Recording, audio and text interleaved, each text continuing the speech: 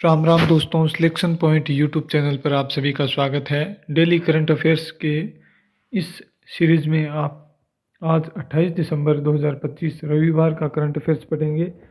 आज व्यस्तता के कारण मैं सुबह वीडियो अपलोड नहीं कर पाया, इसलिए अब रात के टाइम वीडियो अपलोड कर रहा हूँ। क्षमा चाहता हूँ। अगर आप हमारे यूट्यूब चैनल पर नए हैं तो सिलेक्शन पॉइंट यूट्यूब चैनल को ज़रूर सब्सक्राइब करें, और पीडीएफ प्राप्त करना चाहते हैं तो Telegram channel selection point official का लिंक मैं इस वीडियो के डिस्क्रिप्शन में आपको दे दूंगा, वहां से आप पीडीएफ प्राप्त कर सकते हैं। चलिए स्टार्ट करते हैं। सबसे पहली न्यूज़ है, 10 साल में देश में मलेरिया के मामले 80% घटे हैं। मौतों में 78% की कमी आई है। भारतीय आयुर्विज्ञान अनुसंधान परिषद ICMR की रिपोर्ट आई है, जिसमें बताया गया कि पिछले एक दशक में 80 से 85% की कमी आई है मलेरिया के केसों में। 2015 में 11.7 लाख मामले सामने आए थे, वहीं 2024 में यह संख्या घटकर हो गई है 2.27 लाख। बहुत ही बढ़िया न्यूज़ है ये भारत के लिए। और मौतें थी वो भी 384 से घटकर सिर्फ 83 पर हो गई है। केंद्रीय स्वास्थ्य मंत्री JP नड्डा ने इस रिपोर्ट को जारी किया है। भारत का लक्ष्य कब तक है मलेरिया को पूर्ण रूप से खत्म करने का? 2030 तक। टीबी के मामले भी कम हुए हैं। 2015 में प्रति लाख आबादी पर 237 मामले थे, जो अब घटकर रह गए 187। यह 21% की गिरावट है, जो वैश्विक औसत से लगभग दोगुनी है। वैश्विक औसत 10%, 11% के आसपास है गिरावट का, जबकि भारत में है कितना?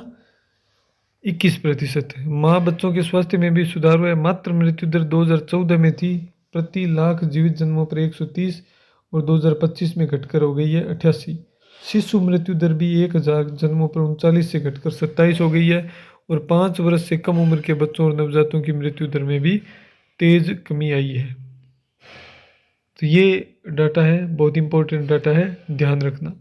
फिर अगली न्यूज़ है, राष्ट्रीय खो खो 31 दिसंबर से बेंगलुरु में शुरू होगा टूर्नामेंट। राष्ट्रीय खो खो जूनियर राष्ट्रीय खो खो चैंपियनशिप का आयोजन कहाँ किया जाएगा? बेंगलुरु में 31 दिसंबर से 4 जनवरी तक इसका आयोजन किया जाएगा। फिर है, IAS अधिकारी अनु गर्ग को ओडिशा का नया मुख्य सचिव नियुक्त किया गया है, और वे ओडिशा की पहली महिला मुख्य सचिव बन जाएगी। 1991 बैच की है ओडिशा कैडर की। भारतीय सेना ने अपनी सोशल मीडिया पॉलिसी बदली है। अब जवानों को व्हाट्सएप, इंस्टाग्राम जैसे प्लेटफॉर्म पर सीमित उपयोग की अनुमति होगी। वे केवल पैसिव यूजर के तौर पर कंटेंट देख सकेंगे, पोस्ट या इंटरेक्शन नहीं कर पाएंगे। तो ये नई न्यूज़ है भारतीय सेना की। फिर नेशनल टाइगर कंजर्वेशन अथॉरिटी ने 33 साल बाद गुजरात को फिर टाइगर स्टेट घोषित किया है। Gujarat all India tiger estimation में शामिल हुआ है। इसकी वजह रतन महल स्लोथ बेर अभ्यारण्य में बाघ की स्थायी मौजूदगी है। फिर है, राष्ट्रपति मुर्मू ने भारत के संविधान का संथाली भाषा में नया संस्करण जारी किया है। कौन सी भाषा में? संथाली भाषा में। यह संविधान ओल चिकी लिपि में प्रकाशित हुआ। इससे संथाली भाषी लोग अब संविधान को अपनी मातृभाषा में पढ़ और समझ सकेंगे। फिर सरकार देश की पहली एंटी टेरर पॉलिसी लाने की तैयारी में है। यह आतंकवाद से निपटने के लिए राष्ट्रीय स्तर का ढांचा देगा। इस नीति का फोकस डिजिटल रेडिकलाइजेशन, आतंकवाद और केंद्र राज्य समन्वय पर होगा। किस पर? डिजिटल रेडिकलाइजेशन, आतंकवाद और केंद्र राज्य समन्वय पर। फिर दिल्ली टॉप 10 व्यस्त एयरपोर्ट में शामिल हुआ है। दुनिया के व्यस्ततम एयरपोर्ट की सूची जारी हुई। इसमें कुल सीट क्षमता पर आधारित है यह रिपोर्ट। दिल्ली का इंदिरा गांधी इंटरनेशनल एयरपोर्ट दुनिया के टॉप 10 व्यस्त एयरपोर्ट में शामिल है। 7वां स्थान मिला है। 43,06,000 से ज़्यादा सीटें बुक हुई है। 9% की बढ़ोतरी दिसंबर 2024 से हुई है। सबसे व्यस्त एयरपोर्ट कौन सा है? दुबई इंटरनेशनल एयरपोर्ट पहले पर, फिर Atlanta America, Tokyo Haneda Japan, Guangzhou चीन, लंदन का Heathrow airport UK। Ranking official aviation guide और आंकड़े दिसंबर के हैं। तो दुबई इंटरनेशनल एयरपोर्ट पहले पर, और जबकि दिल्ली का इंदिरा गांधी एयरपोर्ट 7वें स्थान पर है। फिर है IS 19412 2025। यह अगरबत्तियों के लिए भारत का पहला मानक है। IS 19412 2025, जिसे ब्यूरो ऑफ इंडियन स्टैंडर्ड्स ने जारी किया। इसकी घोषणा राष्ट्रीय उपभोक्ता दिवस 2025 पर केंद्रीय मंत्री प्रहलाद जोशी के द्वारा की गई। इसका उद्देश्य अगरबत्तियों को सुरक्षित, गुणवत्तापूर्ण और पर्यावरण के अनुकूल बनाना है। तो ये न्यूज़ थी पत्रिका और भास्कर की। वह सुजस बुलेटिन की। वन एवं खान विभाग की समीक्षा बैठक। मुख्यमंत्री भजनलाल शर्मा ने कहा है कि अरावली पर्वतमाला राजस्थान की अमूल्य प्राकृतिक धरोहर है और राज्य सरकार संरक्षण के लिए पूरी तरह प्रतिबद्ध है।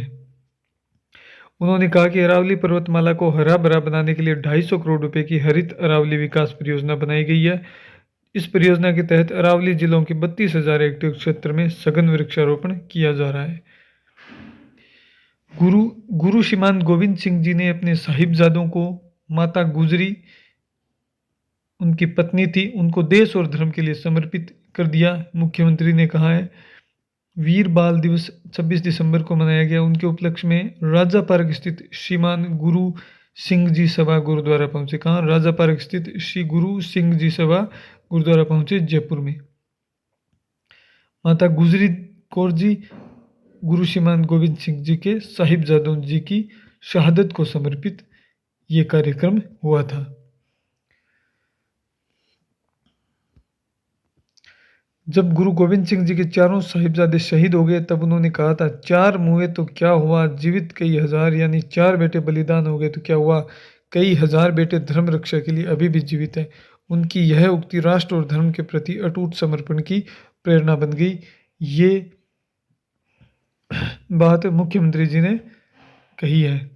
फिर अगली स्लाइड पर है राजस्थान लोक सेवा आयोग ने जनवरी 2026 से नवंबर 2026 तक के लिए 16 भर्ती परीक्षाओं की जो परीक्षा तिथि है, कार्यक्रम है, वो घोषित कर दिया है और कुछ परीक्षाओं के लिए आरक्षित भी डेट रखी है। राजस्थान लोक सेवा आयोग के अध्यक्ष कौन है? श्री उत्कल रंजन साहू, जो कि पहले राजस्थान के डीजीपी थे। जयपुर जिले में सांबर महोत्सव का आयोजन शुरू हुआ है। 5 दिवसीय महोत्सव है। इसमें उप मुख्यमंत्री एवं पर्यटन मंत्री दिया कुमारी ने शिरकत की। तो ये आज की कुल न्यूज़ थी। पूरे वीडियो को ज़रूर देखना। करंट अफेयर्स के लिए आपके लिए बहुत ही महत्वपूर्ण और छोटी क्लास है। वीडियो देखने के लिए बहुत बहुत धन्यवाद।